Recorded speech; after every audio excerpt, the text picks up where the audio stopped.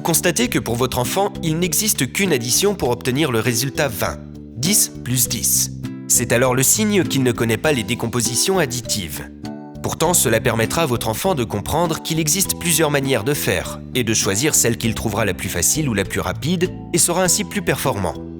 Si c'est compliqué pour votre enfant, il peut y avoir plusieurs raisons.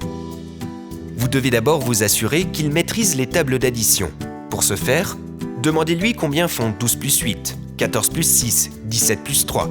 S'il reste muet, c'est qu'il ne les connaît pas. Nous vous invitons alors à vous reporter au conseil traitant de cette difficulté dans la rubrique Nombres et calculs.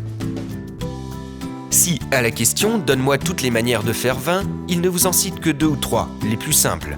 C'est tout simplement qu'il manque d'entraînement. Chaque trajet matinal pour aller à l'école peut être l'occasion de s'entraîner. Le premier jour, demandez-lui de trouver toutes les additions qui font 10, 2 plus 8, 1 plus 9, 5 plus 5, etc. Puis le lendemain, compliquez la situation, proposez toutes les additions pour faire 14, 13 plus 1, 9 plus 5, etc.